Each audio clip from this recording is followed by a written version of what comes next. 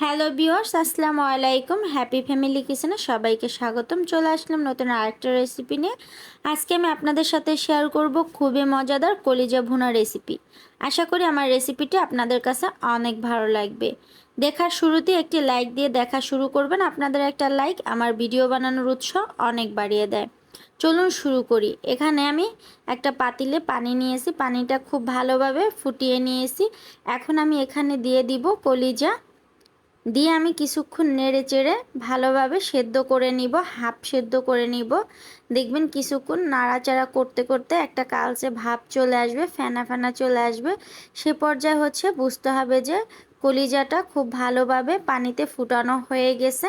দেখেন কতটা সেদ্ধ হয়েছে, দেখলেই কিন্তু বোঝা যাচ্ছে এবং কালচে একটা রং চলে আসছে। এখন আমি তুলে পানিটাকে সেকে ঠান্ডা পানি দিয়ে খুব ভালোভাবে ধুয়ে রান্না করে নিব। রান্না করার জন্য এখানে আমি ফ্রাই প্যান বসিয়ে দিয়েছি।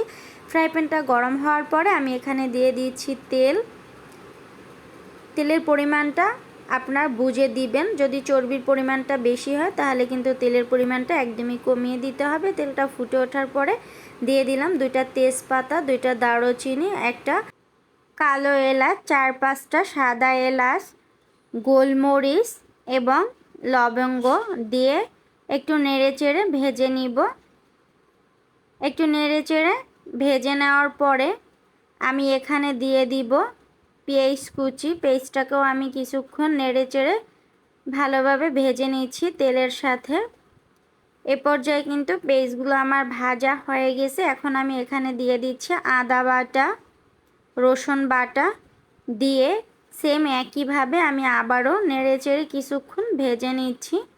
কিছুক্ষণ নেড়েচেড়ে ভেজে নেওয়ার পরে আমি এখানে দিয়ে দিচ্ছি হলুদের গুঁড়া, মরিচের গুঁড়া,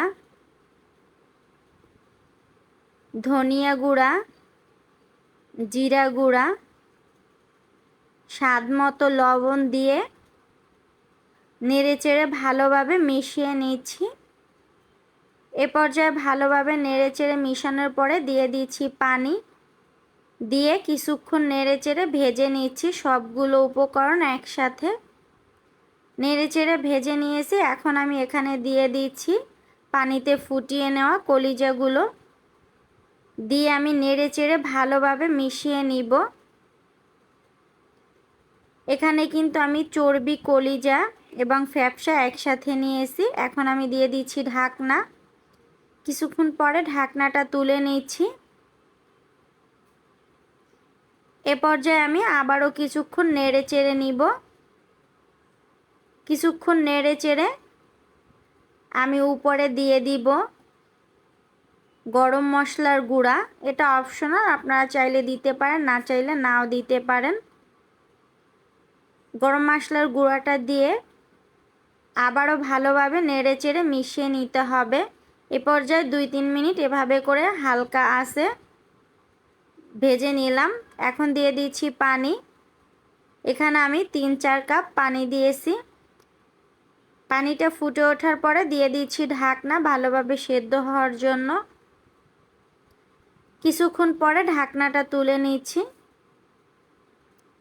দেখেন পানিটা কিন্তু প্রায় শুকিয়ে গেছে, অল্প পানি অবশিষ্ট আছে। এ পর্যায়ে আমি আবারও কিছুক্ষণ নেড়ে চেড়ে নিচ্ছি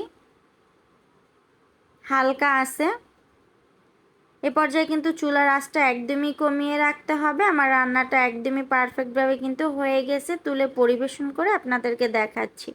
দেখেন কতটা সুন্দর হয়েছে। একদমই ঘরোয়া উপায়, অল্প সময় অল্প উপকরণ দিয়ে এই রান্নাটি করেছে। আশা করি আমার রান্নাটি আপনাদের কাছে অনেক ভালো লাগবে। আমার রান্না আপনাদের কাছে ভালো লাগলে আমার চ্যানেলটিকে অবশ্যই সাবস্ক্রাইব করে আমার চ্যানেলের সাথেই থাকুন।